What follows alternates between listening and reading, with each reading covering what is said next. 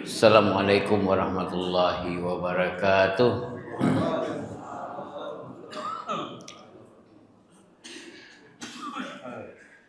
Alhamdulillah. Alhamdulillahilladzi ahyana ba'dama amatana wa ilaihin nusur. Asyhadu an la ilaha illallah wahdahu la syarikalah wa asyhadu anna Muhammadan abduhu wa rasuluh la nabiyya ba'da. Bapak dan Ibu jemaah subuh yang berbahagia, sekali lagi marilah kita persembahkan puji dan syukur kepada Allah SWT karena berkat taufik dan hidayahnya kita diberi kesehatan dan kekuatan oleh Allah pagi ini, yang alhamdulillah kita sudah dapat menunaikan kewajiban kita salat subuh berjamaah. Mudah-mudahan Allah senantiasa seperti doa kita, Allahumma iftah lana abwaaba rahmah. Mudah-mudahan Allah senantiasa membukakan pintu rahmat kepada kita. Amin ya mujibus salihin. Para ibu, kita lanjutkan kajian kita surat Al-Baqarah ayat 216. Allah berfirman, a'udzubillahi minasyaitonirrajim, bismillahirrahmanirrahim. Kutiba alaikumul qital wa huwa kurhul lakum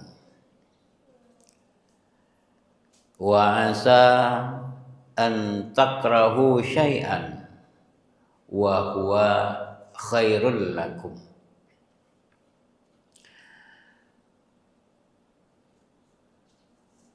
wa asa an tuhibbu syai'an wa huwa syarrul lakum wallahu ya'lamu wa antum la ta'lamun. Sadaqallahul azim. Diwajibkan atas kamu, ini pemberitahuan oleh nilainya pesan kepada kita, diwajibkan atas kamu berperang. Kembali sebelumnya sudah kita jelaskan saja soal bagaimana konsep perang di dalam Islam. Diwajibkan atas kamu berperang, padahal berperang itu adalah sesuatu yang kamu tidak menyukainya, ya. Atau mungkin benci, ya. Boleh jadi kamu membenci sesuatu, padahal yang kamu benci itu amat baik bagi kamu. Boleh jadi apa yang kamu benci itu lebih baik bagi kamu.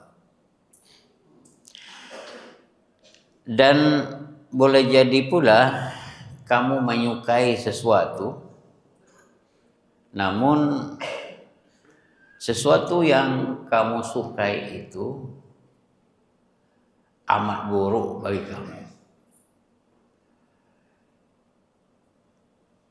Allah tahu, Allah mengetahui, sedangkan kamu wa antum la ta'lamun, sedangkan kamu tidak mengetahui. Nah, para ibu, maksud ayat ini adalah kewajiban berperang.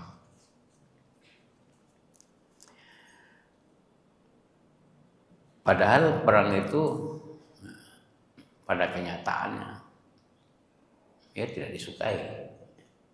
Tapi kalau sudah semestinya sampai di situ, tak ada cara lain. Baik yang ahli perang maupun yang tidak ahli perang, tapi diminta untuk berperang, tentu saja untuk membela Islam, untuk membela tanah airnya, untuk membela akidahnya. Tidak sembarang perang. Ya.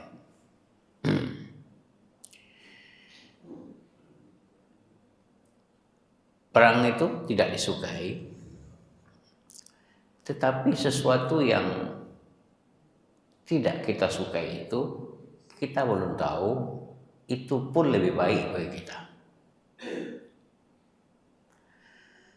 Demikian pula apa yang kita sukai, apa yang kita senangi, tapi itu belum tahu kita, justru itu lebih buruk untuk kita. Nah, ini konsep-konsep yang baru. Karena rahasia itu Allah yang tahu. Kita sebaik apapun ramalan kita, sebaik apapun, setinggi apapun pikiran kita, Allah lebih tahu. Kita tidak mengetahui lebih jauh. Nah, para ibu, kehidupan kita dunia ya seperti itu ya. Masih ingat penjelasan kita beberapa ayat yang lalu bahwa kewajiban perang itu adalah untuk membela akidah kita, untuk membela agama kita, untuk membela tanah air kita, untuk membela umat kita. Tidak karena yang lain-lain, tidak karena ambisius untuk menguasai sesuatu. Sebenarnya Islam mengajarkan kita tidak menganut teori ekspansi gitu. Memperluas kekuasaan dengan cara maksa, itu tidak ada. Hanya diluaskan adalah secara kekeluargaan, nilai-nilai kekeluargaan dikembangkan dan mengajak ke dalam agama Allah. Nah, para ibu,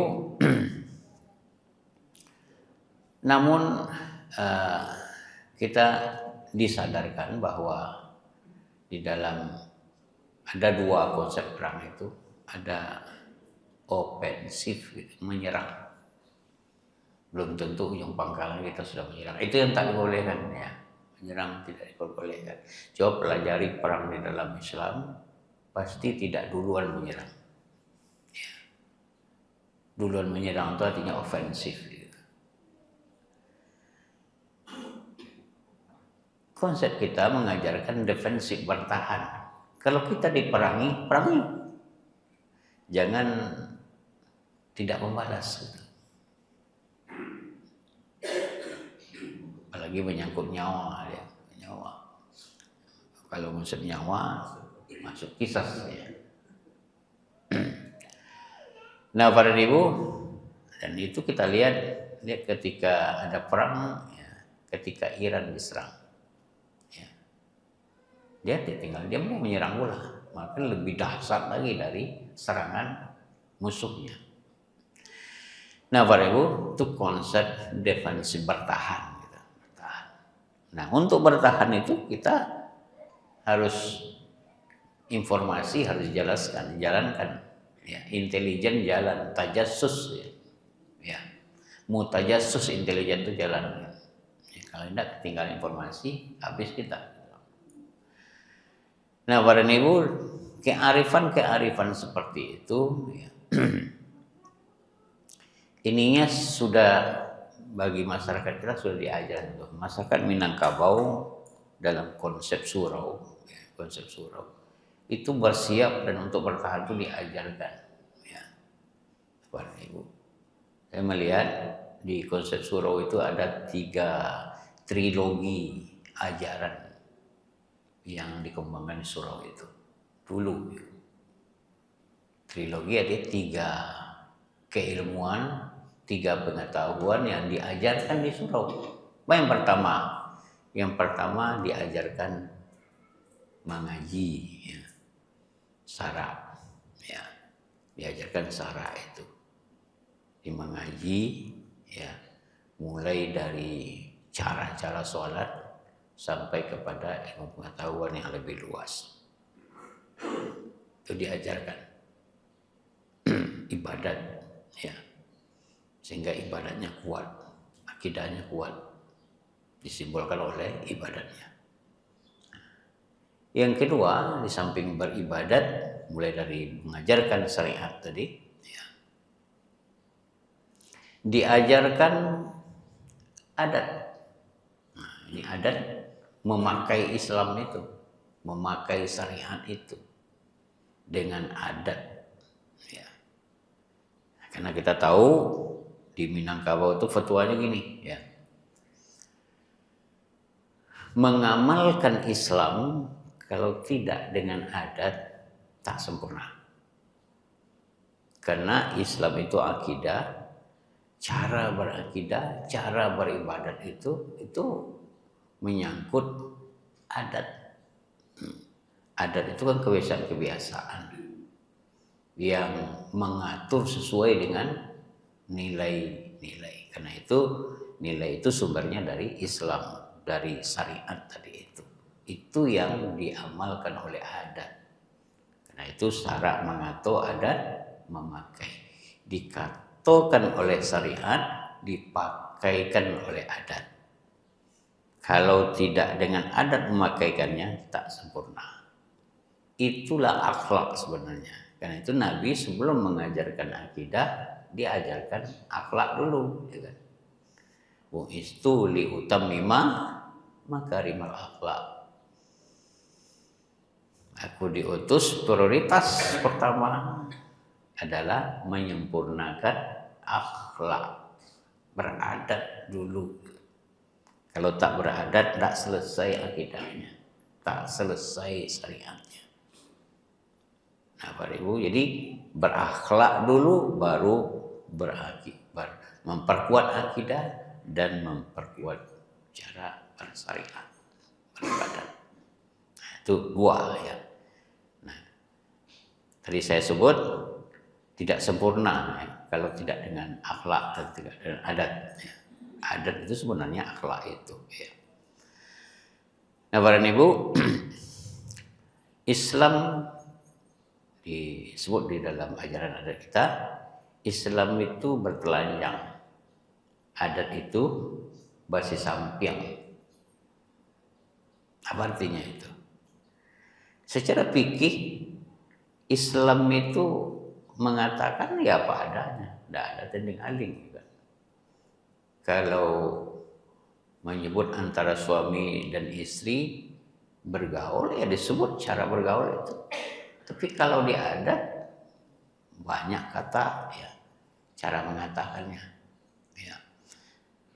Kadang-kadang dengan kata berkias. Sebuah kata-kata itu tidak semua di dalam kita berjemaah ini, tidak semuanya enak disampaikan. Itu dipilih kata. Di dalam adat anjing itu kan ada anjing. Ya. Minangkabau tidak bisa menyebut anjing di tengah-tengah masyarakat banyak. Masa dialih dengan kata lain, dengan bokotwah gitu kan, itu tidak boleh, dipakai kata-kata lain gitu. Nah, di dalam Islam telanjang tadi itu, kalau di Islam aurat aja contohnya, aurat laki-laki hingga lutut dan hingga pusat. Laki-laki ditutup, dibeli kain sarungnya mahal-mahal, digulung hingga pusat, hingga dinyanyikan teh, baik ke Mas Haji salat Jumat, sah suratnya, sah salatnya. Tapi kata orang, Pak Sudirman, aku bilang ke Pak Kanai, ke Pak Sudirman, kalau Kanai Pak kemarin, telanjang kan? Kalau di Minangkabau jangan seperti itu, peci aja ini tinggal, tinggi, nah, ini tidak bisa naik. Jangan ke masjid, ya, naik baralik saja tak bisa naik. Baru nampak saja tak biar orang. Ada orang nak mencari orang sulit mata cari orang. Nah, seperti itu. Jadi para ibu, jadi basis sampian Islam itu, jo adatnya. Jadi didahului jo akhlak. Nah, yang ketiga diajarkan ya ilmu berperang itu diajarkan di apa? Namanya silat. Silat itu Bapak dan Ibu asal katanya dari silaturrahim, ya, tali, ya, menghubungkan antara satu dengan lain. Tapi substansi di dalamnya silat itu adalah membuat hubungan dengan orang lain seperti badusana, tidak boleh menyerang. Silat itu digunakan bukan untuk menyerang orang, bukan untuk mencari lawan, tetapi adalah untuk membela diri, membela agamanya, membela negerinya, membela masyarakatnya. Nah, karena itu difatwakan mulai turun dari janjang, ya, hendak mencari lawan, tapi kok basuh lawan, pantang di elak. Nah, itu filosofinya. Jadi bukan dia lah orang semakin tinggi ilmu silatnya, pasti dia semakin menegur, tidak sombong dia. Tapi kalau yang baru-baru tahu, nah, jolong-jolong tahu, karena penyakit jolong misalnya tuh. Apa penyakit jolong? Jolong-jolong pendeka, jolong pandai, jolong kayu. Namanya penyakit jolong mana nelok sih, nelok sih. Nah, dia pada ibu begitu Islam, cara orang Minangkabau mengamalkan Islam itu ilmu perang itu diajarkan, ya. Tapi bukan untuk memerangi orang, gitu kan?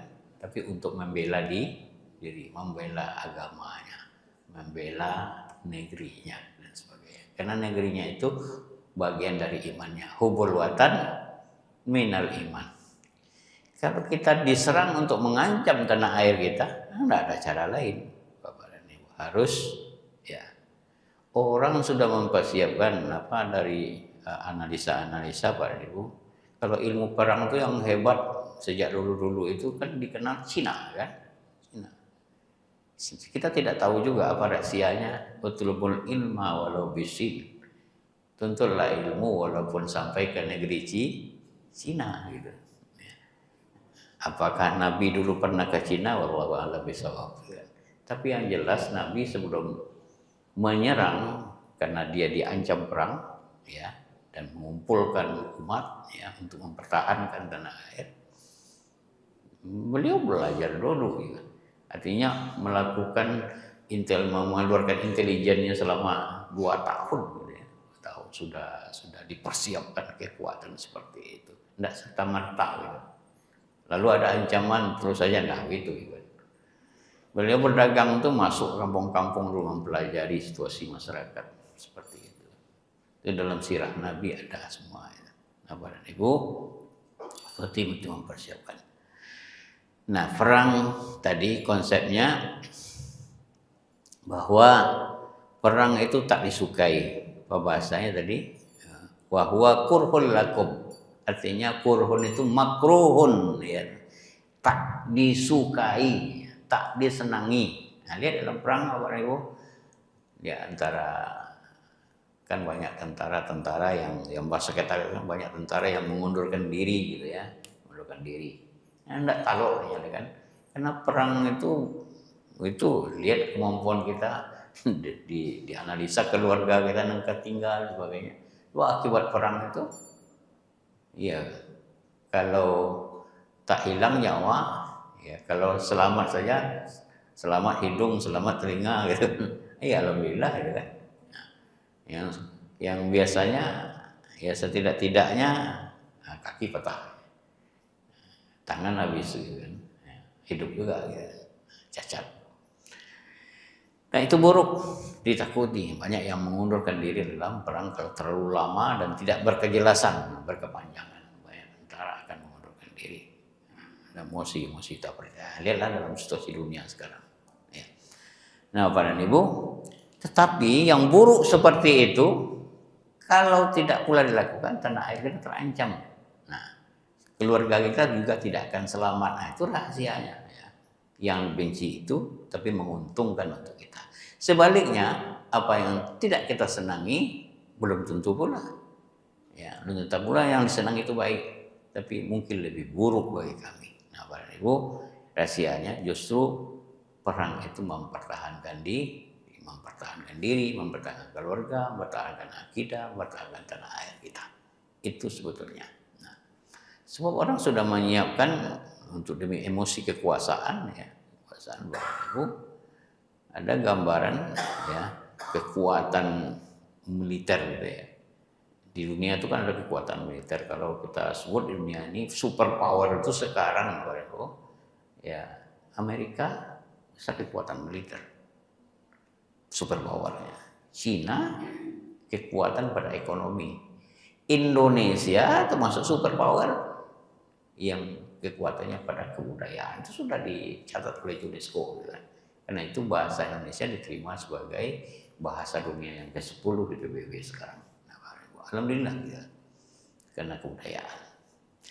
Tapi digambarkan oleh analis dunia, Bapak Ibu, bahwa kekuatan Cina itu walaupun di ekonomi, satu kuadron aja dikerahkan ke perairan Indonesia, ya, kapal induknya itu udah bayangkan kekuatan kalau mengancam itu 10 menit saja digambarkan seluruh bandara Indonesia ini akan hancur dalam 10 menit saja. Bagaimana kekuatan itu?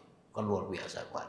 Bagaimana kita tidak membuat kekuatan. Jadi militer itu penting untuk membela negara ini. Nah, itu persiapan perang namanya. Senjata disiapkan, militer disiapkan. Di kekuatan potensi kita harus dikuatkan. Inilah konsep-konsep. Tapi untuk kekuatan untuk menyerang tidak, untuk membela itu konsepnya dalam Islam.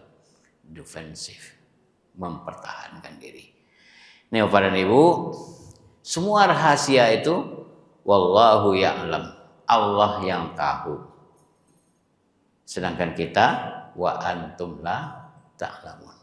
Nah, apa rahasianya Bu? Satu pesan saja, apa yang kita pandang buruk belum tentu buruk.